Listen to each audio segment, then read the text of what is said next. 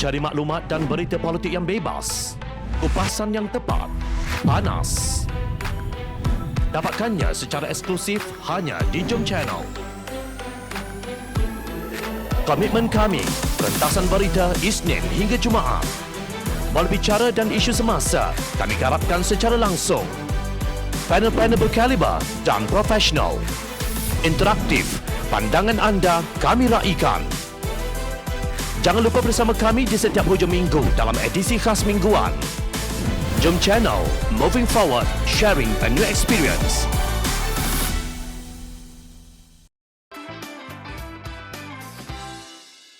Apakah makna wasatiyah bagi kera mengambang? Presiden PAS Datuk Seri Abdul Hadi Awang menggunakan sebahagian firman Allah Subhanahu Wa Taala dalam surah Al-Baqarah ayat 143 sebagai panduannya untuk mentakrif maksud wasatiyah dalam rencananya bertajuk Ciri Wasatiyah Bersama Masyarakat Majmuk. Terjemahannya, dan demikianlah kami telah menjadikan kalian, wahai umat Muhammad, satu umat pilihan dan adil, supaya kalian menjadi saksi atas perbuatan umat manusia tentang yang benar dan yang salah, dan Rasul Nabi Muhammad SAW pula akan menjadi saksi atas perbuatan kalian. Surah Al-Baqarah ayat 143. Hadi berkata wasatiyah bermakna pilihan terbaik, adil, beristiqamah atas kebenaran dan sikap pertengahan atau sederhana.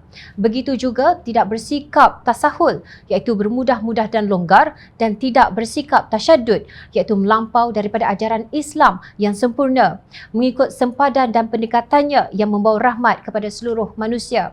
Ajaran Islam merangkumi segala aspek kejadian manusia yang melaksanakan cara hidup dan berperanan mengikut tujuan mereka diciptakan, iaitu beribadat kepada Allah Subhanahu Wa Taala dan berkhilafah mentadbir urusan kehidupan manusia mengikut hidayahnya yang melibatkan diri, keluarga dan masyarakat, sehinggalah soal politik, ekonomi, sosial dan lain-lain dalam aspek individu, keluarga dan bermasyarakat madani, ujarnya.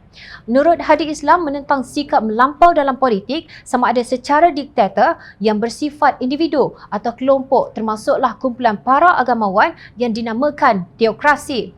Selain itu, Islam juga menentang konsep liberal demokrasi barat yang bertuhankan rakyat tanpa syarat dan tanpa sempadan kemampuan serta kebijaksanaan manusia, termasuklah fitrahnya, kata Hadi. Beliau juga menegaskan bahawa Islam mewajibkan orang yang beriman berlaku adil kepada seluruh manusia, termasuklah terhadap musuh, sekalipun ketika berlakunya peperangan, dengan merujuk kepada firman Allah Subhanahu Wa Taala dalam surah Al-Nisa ayat 58 dan surah Al-Maidah ayat 8.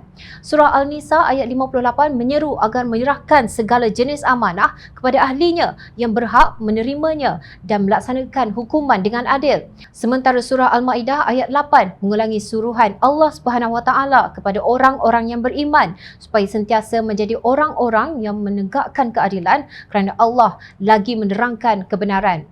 Surah ini juga melarang umat Islam daripada membenci sesuatu kaum yang mendorong berlakunya ketidakadilan.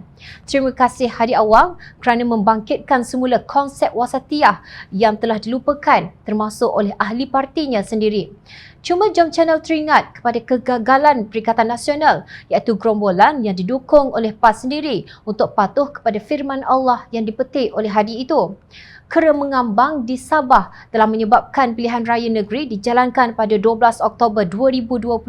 Bekas Perdana Menteri Tan Sri Mahyidin Mat Yassin sendiri mengakui bahawa kurangnya kepatuhan terhadap prosedur operasi standard SOP sewaktu kempen pilihan raya negeri PRN Sabah menjadi antara punca peningkatan kes COVID-19. Keadaan menjadi tidak terkawal apabila Menteri Kanan Keselamatan ketika itu Datuk Seri Ismail Sabri Yaakob berkata kuarantin wajib balik dari Sabah tidak perlu. Di mana letaknya wasatiyah dalam kedua tindakan pemimpin yang didukung oleh Hadi Awang itu? Malah pemimpin PAS Kelantan telah membeli 14 Mercedes-Benz untuk kenderaan mereka di saat negara mula diserang COVID-19 pada lewat tahun 2019 dan awal tahun 2020. Mercedes-Benz yang digunakan sebagai kenderaan rasmi Menteri Besar Kelantan Datuk Ahmad Yaakob didakwa bernilai hampir RM700,000, sementara untuk Exco dan barisan kepemimpinan yang lain sekurang-kurangnya RM200,000, sehinggakan mereka disindir oleh netizen bahawa slogan BM BMF iaitu Buy Muslim First yang giat dipromosikan oleh PAS telah bertukar menjadi Buy Mercedes First untuk menambah garam pada luka rakyat yang kehilangan mata pencarian kerana COVID-19. Exco dan Ahli Dewan Undangan Negeri Kelantan pula menikmati kenaikan gaji pokok di antara RM3,000 hingga RM5,000 sebulan yang diluluskan pada Persidangan Belanjawan Kelantan 2021.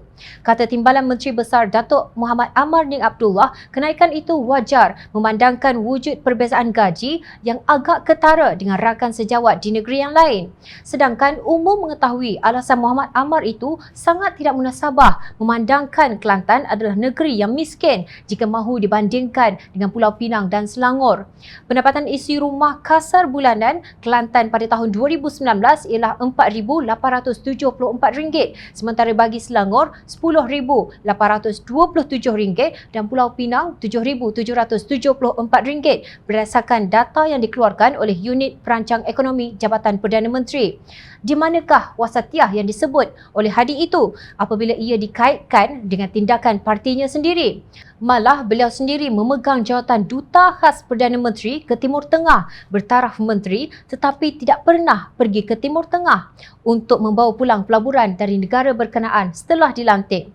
Hadi sendiri pernah menggelar mereka yang mahu menang cepat mencari jalan yang dekat, melintas jalan macam kera yang mengambang ke arah mana pokok yang banyak buah adalah golongan yang tidak istiqamah dan tidak betul dalam perjuangan. Buah kita tak banyak, melompat ke pokok lain yang banyak buah, kata Hadi pada 2017.